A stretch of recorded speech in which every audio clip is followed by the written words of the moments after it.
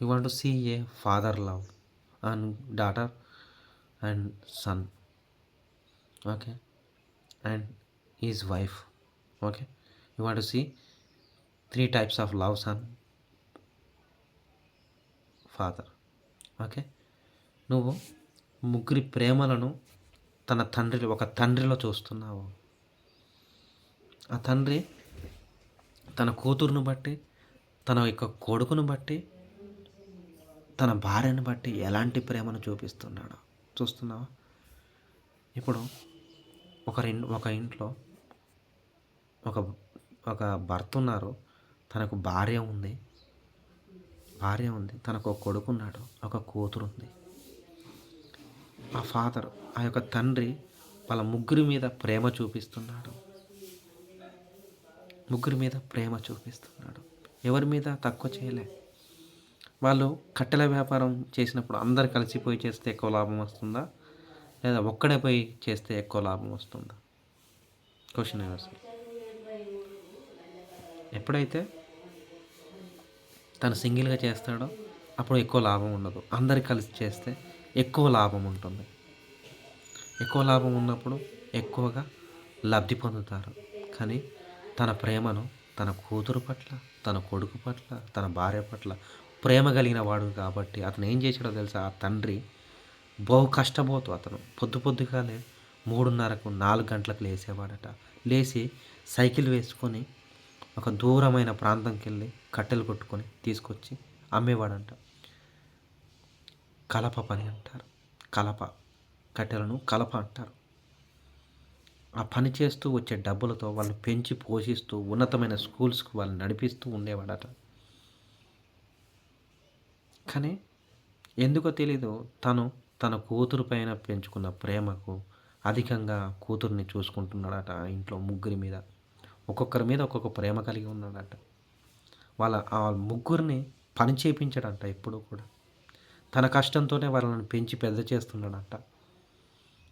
Morning 3:30, 4 గంటలకు వెళ్ళి ఆ కట్టెలన్నీ కొట్టేసరికి 6:30 అవుతుందంట. 6:30కి ఆ కట్టెలన్నీ కొట్టి పేర్చుకొని ఆ సైకిల్ మీద పేర్చుకొని వచ్చినప్పుడు ఎంత కష్టపడి ఉంటాడో. చేతులన్నీ బొబ్బలెక్కినాయంట, కాళ్ళన్నీ పనిచేయవు సరిగా.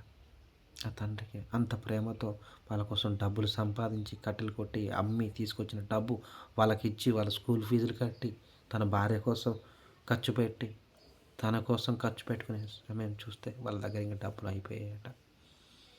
అంత డబ్బులు సంపాదించి వాళ్ళ స్కూల్స్కు, కాలేజెస్కు, తన భార్య కొరకు, తన కొరకు పెట్టుకున్న డబ్బు ఆ యొక్క కష్టపడితే తప్ప పెట్టుకోలేడట. ఆ కూతుర్ని కొడుకును బాగా చదివిస్తున్నాడట. అప్పటికే 3rd క్లాస్ అయిపోయింది, 4th క్లాస్ స్టాండర్డ్. అప్పుడు ఏం జరిగిందంటే ఒక యాక్సిడెంట్ జరిగిందంట ఆ తండ్రికి.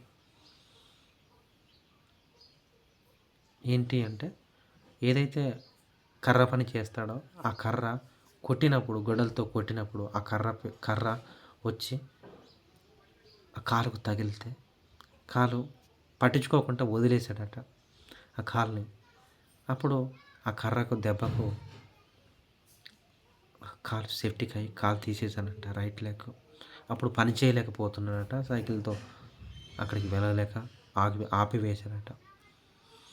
అలా ఆపివేసినప్పుడు తన భార్య చూసి, కాలు దెబ్బ తగిలింది చూసి ఏడుస్తుందంట. తన కాలు బొబ్బలు చూసి పిల్లలందరూ ఏడుస్తున్నారట. ఏడుస్తూ అన్నాడట, డాడీ వద్దు డాడీ, వద్దు డాడీ. ఆ పిల్లలను ఓదార్చలేక ఏడుస్తూ ఉన్నాడు ఆ తండ్రి. వద్దు డాడీ, నువ్వు ఆ కర్ర పనికి పోకు డాడీ. ఎందుకంటే ఆ కర్ర వల్ల నీకు దెబ్బలైతే కాలు తీసేస్తే నువ్వు ఎలా నడుస్తావు డాడీ మా కోసం? మాకు నువ్వు కావాలి డాడీ, నువ్వు చచ్చిపోతే మాకు ఎవరు లేరు డాడీ అన్నాడంట. వాళ్ళ కూతురు అన్నారంట. అప్పుడు ఏడ్చాడంట. ఎంతో ప్రేమించిన ఆ తండ్రిని ఆ కొడుకు అలా అనేసరికి ఏడ్చాడట. అయ్యో, నా కూతుర్ని నేను ఎలా పోషించుకోవాలి, నా కొడుకుని నేను ఎలా పోషించుకోవాలి, వారిని చదివించుకోవాలనుకున్నానే, ఎందుకు ఇలా గాయమైంది? ఆ గాయమయ్యేసరికి పని చేయలేక వదిలేసాడట. చేతులు పని చేయట్లేదట సరిగ్గా. అప్పుడు తన భార్య వెళ్దామని వెళ్ళిందంట. చేయలేక, చేయలేక చేస్తూ ఉండడంతో ఇంటికి వచ్చిన తర్వాత కొంత ఎంతైనా తండ్రిలాగా చేయలేరు కదా పని. అప్పుడు ఆ తల్లి వాళ్ళ కోసం ప్రేమను చూపిస్తున్న దానికి ఆ భర్త ఏడ్చేవాడట. గుండెలు బాదుకునేవాడట. అలా అంత ప్రేమ కలిగిన కుటుంబము డబ్బును బట్టి ఎంత నష్టపోయారో చూసావా? కానీ ఆ పిల్లలు ఆ తండ్రి మీద పెంచుకున్న ప్రేమను వ్యక్తపరచబడినప్పుడు ఆ తండ్రి ఎంతో సంతోషించాడు. అయ్యో! నా కొడుకు కూతుళ్ళు ఇంతగా నా మీద ప్రేమ పెంచుకొని నా కోసం ఇక స్కూలుకి పోవట్లేదు, ఈ పని మీద పడతారేమోనని భయంతో, ఆ కట్టె పని మీద పడతారని భయంతో వాళ్ళని బెదిరించేవాడంట. ఏ పని చేయకూడదు, చక్కగా చదువుకోవాలని స్కూల్కి పంపించేవాడంట. కానీ తన భార్య కిరాణం వ్యాపారంతో వాళ్ళు చదువుకుంటున్నారు.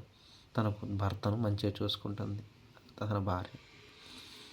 ఇంకో విషయం ఏంటంటే, ఆ కొడుకు కూతుళ్ళు ఎప్పుడు కూడా తనను ప్రేమించి ముందు పడేవాళ్ళంట, సహాయం చేస్తూ ఉండేవారు.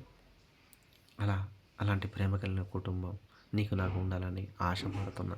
అలాగా తండ్రి మీద ప్రేమ, తల్లి మీద ప్రేమలు నువ్వు కూడా చూపించాలని ఒక ఫ్రెండ్గా ఆశతో మాట్లాడుతున్నాను. నువ్వు కూడా నీ తల్లిదండ్రుల పట్ల, నీ కొడుకుల పట్ల, కూతుళ్ళ పట్ల ప్రేమ కలిగి ఉండాలనే ఆశతో చెప్తున్నాను మై ఫ్రెండ్.